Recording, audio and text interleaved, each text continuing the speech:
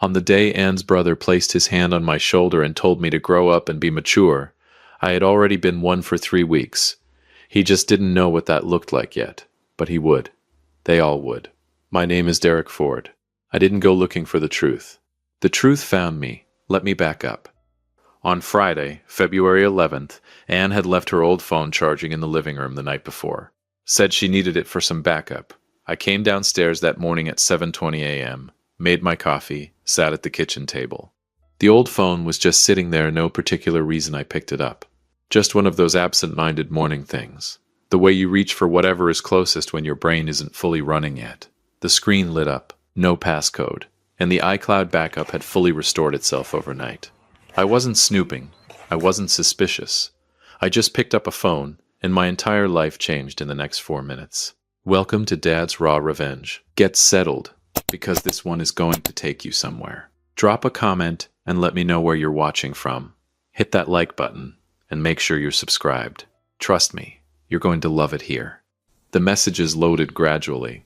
I read the first one, then the next. Then I stopped counting.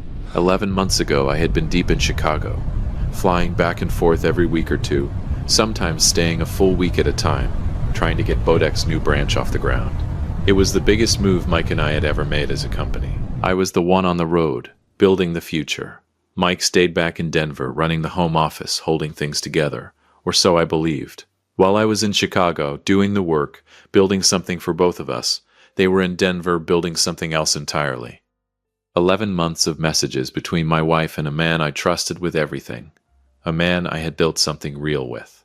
A man who sat in the third row at our wedding and cried. Actually cried. Because he said, and I quote, "Derek, man, I've never seen two people more right for each other in my life." That man. I sat at that kitchen table for 1 hour and 10 minutes without moving. My coffee went stone cold. I didn't notice. I didn't move. I just read. Every message. Every lie. Every afternoon while I was in Chicago building a business, paying a mortgage, planning anniversary dinners, while my wife and my business partner built an entire secret world and called it love. At 8:30 a.m., I heard Anne's alarm go off upstairs, her feet on the floor, water running.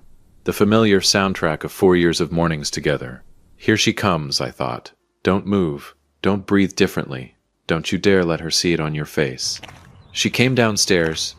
"Derek, you're still home?" I looked up at my wife, the woman I had loved without question, without reservation, without a single doubt for 4 years. The woman I had chosen completely and without hesitation. "Just tired," I said. "Didn't sleep well." She walked to the coffee maker. "You want me to make a fresh pot?"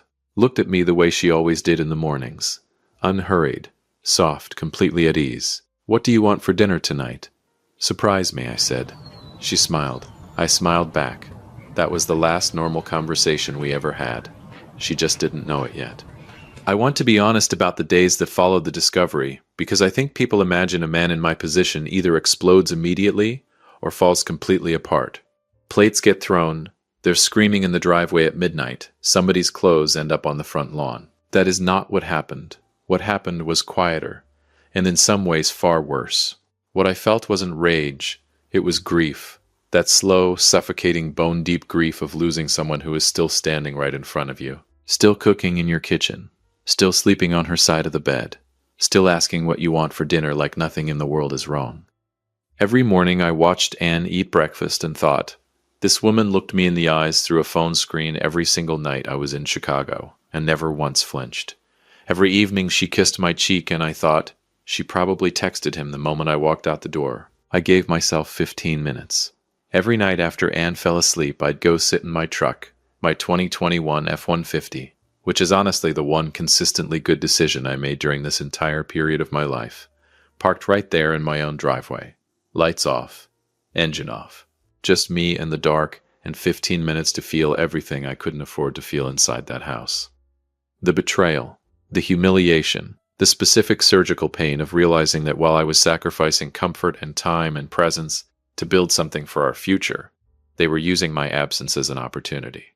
15 minutes, timer on my phone, then I'd go back inside, because I had work to do. 3 weeks of silence. 3 weeks of normal mornings and normal dinners and normal conversations while I moved like a man with a plan that nobody around me could see. Then, March 2nd arrived. A Sunday evening. The Avalanche game was on. I had been looking forward to it all week. Anne turned the TV off. "Derek, I need to tell you something." "I know," I thought. "I've known for 3 weeks. But go ahead. Take your time." "The Avalanche game will be on again Thursday." What I said was, "Okay." She was already crying before she even started, which told me exactly how she'd planned this conversation to go, and exactly what she expected my reaction to be. "I made a mistake," she said. "A terrible mistake, and I am so sorry, and I need you to just hear me out before you say anything." "Okay," I said. She told me about the affair with Mike. She called it a moment of weakness that got completely out of hand. 11 months is not a moment. A moment is burning your grilled cheese. A moment is saying the wrong thing at a dinner party. 11 months is a deliberate, daily, conscious decision made over and over and over again by two people who knew exactly what they were doing and chose to keep doing it. But I let her talk. Then she told me she was pregnant for Mike 3 months along. There it is, I thought. There's the real reason for this conversation. Not guilt, not conscience. The calendar ran out. "I know this is devastating," she said, voice breaking. "And I know I have absolutely no right to ask you for anything. But this baby is innocent in all of this, and I just need you to—" "How long have you known?" I asked. She blinked. "What?" "About the pregnancy." "How long have you known?" A pause. Just long enough to tell me she'd hoped I wouldn't ask that specific question. "About 6 weeks," she said quietly. 6 weeks. She had known for 6 weeks, sat across from me at the dinner table for 6 weeks, said good morning for 6 weeks, video called me in Chicago for 6 weeks with that same soft expression, and asked how my day went. Knowing. I nodded slowly. Let the silence sit between us for a long moment. "Okay," I said finally. "I need some time to process this. Derek, I'm not yelling, Anne. I just need some time to think." She cried harder. I could tell she mistook my calmness for the beginning of forgiveness. She was wrong. 4 days later, her entire family showed up. All of them. Linda, her mother. Terrence, her brother. Aunt Gloria, who nobody specifically invited, but who has never in her life missed a family crisis and had absolutely no intention of starting now. They came through my front door and arranged themselves in my living room like a panel of judges who hadn't read the case file. Linda sat across from me with her hands folded neatly in her lap. "Derek, you are such a good man. This situation is painful, we all know, but the child is completely innocent in all of this." "I completely agree," I said. She blinked. She had clearly prepared for resistance. "Anne needs support right now," she continued, carefully recalibrating. "And we just hope that you can find it in your heart to—" "Linda," I said her name gently, warmly, like I was talking to someone I genuinely cared about, which 4 years in, I truly did. "I hear everything you're saying, every single word. I just need a little more time to figure out what kind of man I want to be in this situation." She reached across and patted my hand. "That's all we're asking, sweetheart. That's all." Former college linebacker. A man who has moved through his entire life on pure confidence and a loud voice. Arms folded across his chest, jaw set like he'd already decided how this conversation was going to end before he walked through my front door. He looked at me the way people look at someone they've already written off. "Look, man," he said, "I'm just going to be straight with you." "Please," I said. "You stay, you work through this. You're the bigger man.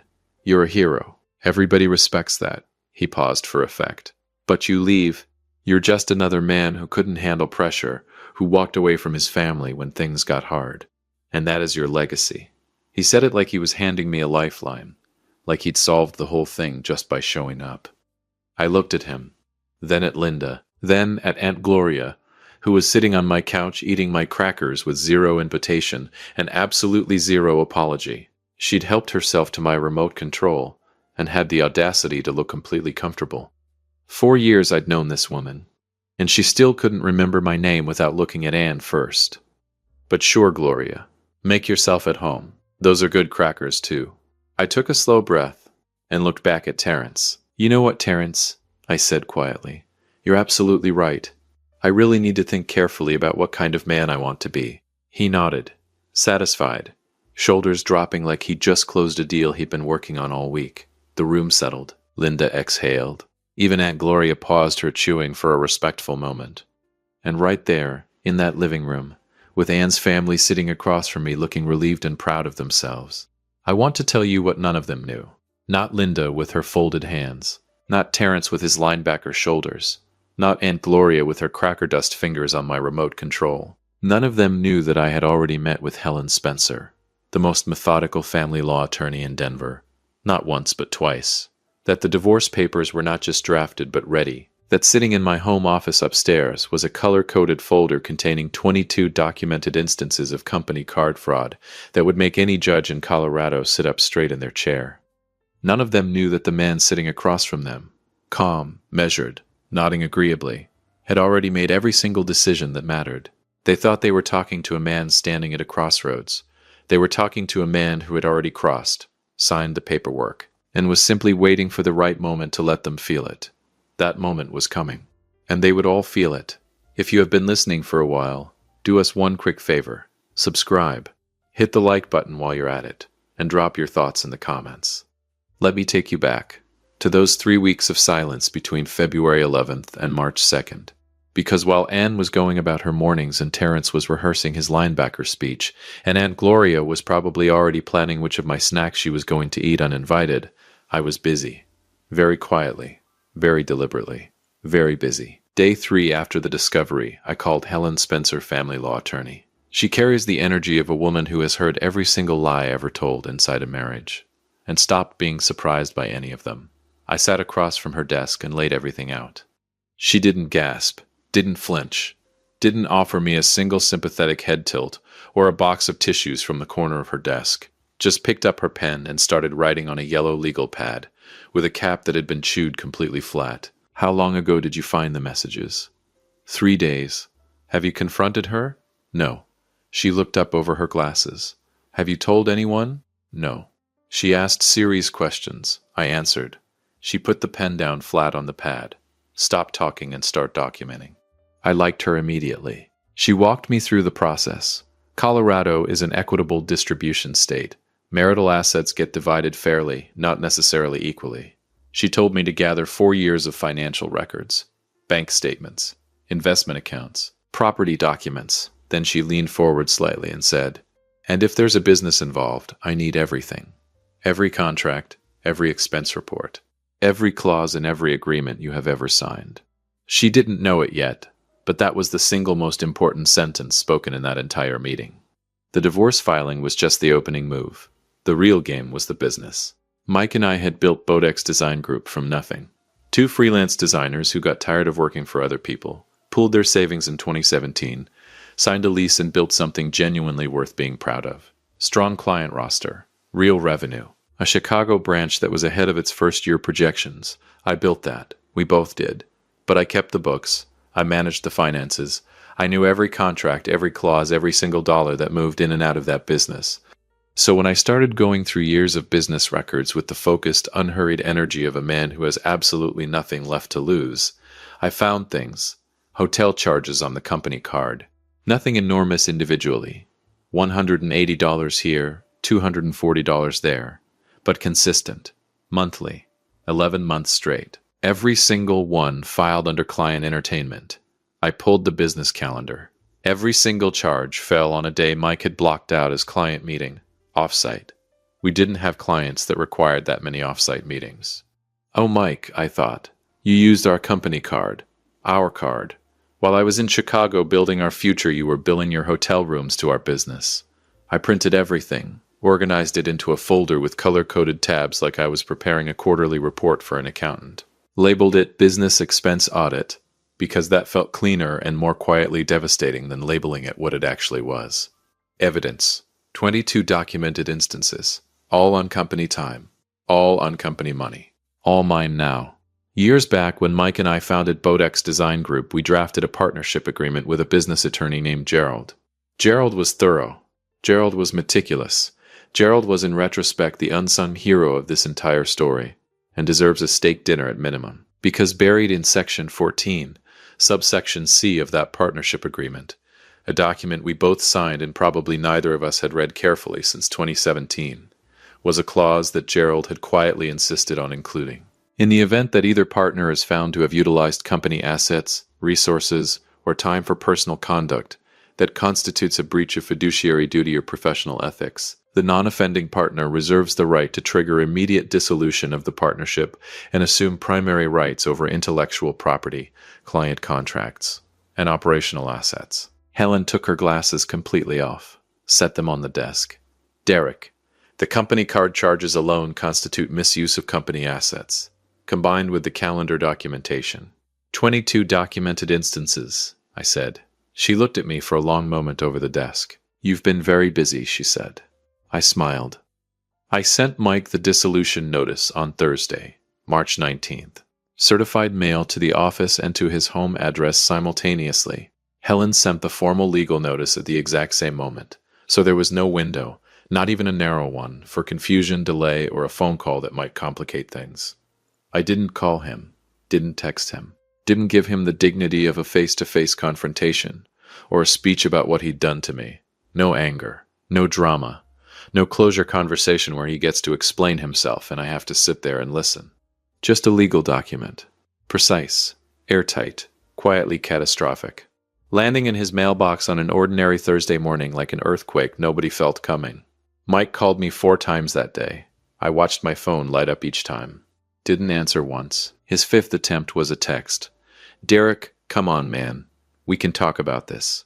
Don't blow up everything we built over this. Everything we built.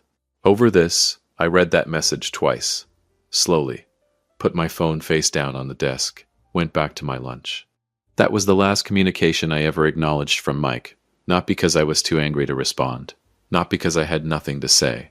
But because some people don't deserve the dignity of your reaction. Under the dissolution terms, I walked away with the intellectual property, every logo, every brand system, every design asset Bodex had ever created. I got the primary client list representing roughly 70% of annual revenue. I got the office lease. I retained Jasmine, my best project manager, who had called me 2 days after the dissolution notice and said simply, "Please tell me you're building something new," and David, our senior designer, both of whom had watched everything unfold from their desks and jumped ship the moment I called. They both said yes before I finished the sentence. What did Mike get? The company name. Bodex Design Group. The name, the LinkedIn page with 400 followers and a mission statement that no longer had any meaning. I genuinely hope it was worth it, Mike. I genuinely do. Now, the family. This is the part people always imagine incorrectly. They picture a dramatic confrontation, a group chat explosion, a Sunday dinner where someone throws something across the table and somebody else films it on their phone and it ends up on the internet. That is not what I did. What I did was quieter and far more permanent. I reached out to a few members of Anne's family individually, not together, one at a time, over 2 weeks. I asked to meet them privately for coffee, just to share some things before the divorce proceedings became public record and they heard everything secondhand. They all said yes. Linda first. We met at a coffee shop on Colorado Boulevard on a Tuesday morning. I arrived first, ordered 2 coffees, had the folder on the table when she sat down. I slid it across without a single word and let her read. She read for 4 minutes without speaking, then looked up slowly. What is this? I've highlighted the relevant dates. She looked back down. This date here, I said, turning a page gently. That's the weekend Anne told you she was visiting a college friend in Colorado Springs. You texted me that Saturday asking if she'd arrived safe. Remember? Linda stared at the page. She was in a hotel in Aurora, I said, with Mike. Silence. And this one. I turned another page. March of last year. Anne borrowed $800 from you.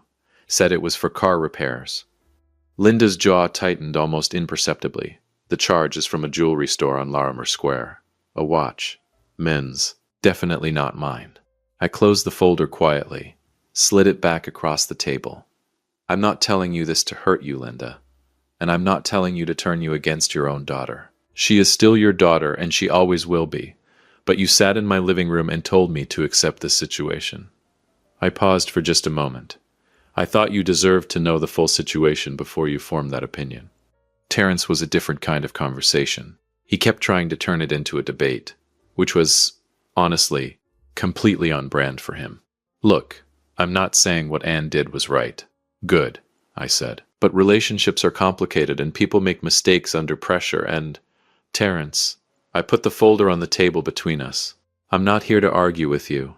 I'm here to share information. You can do whatever you want with it. He opened the folder, got 3 pages in, stopped. He stared at the page, something visibly shifting behind his eyes. Look, man, you told me, I said quietly, that if I left, I'd just be a man who couldn't handle pressure, who walked away from his family when things got hard. I leaned forward slightly. I need you to look at that folder, Terrence, and tell me who actually walked away from this family. He didn't say a word. I picked up my coffee. I don't need an apology. I just needed you to know the whole story. I left. Aunt Gloria got a phone call, because I was not scheduling a 3rd coffee appointment for a woman who ate my good crackers without being invited, and couldn't remember my name without a reference point. I summarized the situation clearly and efficiently. She gasped at the appropriate moments. Said, "Lord have mercy," 4 times in 6 minutes. It was honestly the most productive conversation I'd ever had with her. After that, I stepped back completely and let the truth do what truth always does when it finally gets into a room full of people who were working with incomplete information. Within 2 weeks, Anne had stopped calling me entirely and started calling her mother instead. Desperately, repeatedly, from what I gathered. The fortress she had counted on turned out to be full of people who now had questions she couldn't answer and receipts she couldn't explain away. The carefully constructed narrative she had maintained for 11 months was collapsing from the inside out, and I was nowhere near any of it. Not in the same room, not in the same conversation, not even in the same zip code. The divorce was finalized. I called Helen and thanked her for all of it. You were a good client, Derek. Organized, patient, disciplined. A brief pause. Don't ever need me again, she said. God willing, I said. She laughed. It was the first time I had ever heard her laugh in all our times of working together. It suited her far more than I expected. I officially launched Derek Ford Creative. My name on the door. Simple, clean. No partner, no split decisions. No company card for anyone else to abuse. Just my name on a door and a client list that I had earned relationship by relationship over 6 years of showing up and doing the work. I launched with 6 of Bodek's former clients, who came willingly, enthusiastically, without a moment's hesitation, because their loyalty had always been to me personally, not to a company name, not to Mike, to me. The guy who answered their calls and remembered their deadlines and flew back from Chicago on a red-eye once because a presentation needed last-minute changes. 3 of those 6 sent referrals within the first 60 days. I hired 4 people to start. Jasmine came first. She had called me 2 days after the dissolution notice with 3 words. Tell me something. David came next. 2 additional designers, and before the end of 3 months we had 11 active clients. Mike and Anne were together. Technically, I know this not because I was watching or tracking or paying any particular attention. I had significantly better things to do with my mornings. What I heard, through various people who no longer felt the need to stay neutral, was the entirely predictable portrait of 2 people who had built a relationship entirely on the electricity of secrecy, discovering that the electricity disappears completely the moment the secret is gone. When you remove the stolen afternoons and the thrill of deception and the shared excitement of getting away with something, what you're left with is just 2 people sitting across from each other at breakfast, knowing exactly what they're capable of. Having to look at that every single day, they had a son, named him Sean. Sean is completely innocent in every part of this story. I want to be absolutely clear about that. Whatever his parents chose to do, that boy didn't select any of it. I hope he has a genuinely good life. I mean that without a single trace of anything other than sincerity. Linda called me on a Friday evening in October. I was in my kitchen making pasta from scratch. Fresh tagliatelle. Because apparently, one of the personality developments that happens on the other side of a divorce like this is that you start making homemade pasta on Friday evenings, and you choose to interpret that as personal growth, rather than examine it too closely. I almost didn't answer. Derek. Linda. A long pause. The kind that costs something real to break. I owe you an apology. You don't have to. No. Firm. Decided. I do. I sat in your home and told you to accept a situation I didn't fully understand. I formed a strong opinion without knowing the complete truth, and you deserve better than that from me. I showed you because I thought you deserved the full picture, I said finally. Not to cause pain, not to turn anyone against anyone, just because you deserve to know. I know, she said quietly. I understand that now. "How are you doing, Linda?" She exhaled, long and slow, tired. We talked for a few more minutes. Nothing heavy. She asked about the business. I asked about her sister, Aunt Gloria. When we finally hung up, I sat there in the quiet of my own kitchen for a long moment. I don't hate Anne. What she did was painful, but carrying that weight forever, that's her burden now. I put mine down a long time ago, somewhere between the driveway and the 15-minute timer. And the first morning I woke up in my own apartment and realized the quiet didn't feel like emptiness anymore. It just felt like mine. I went back to my pasta.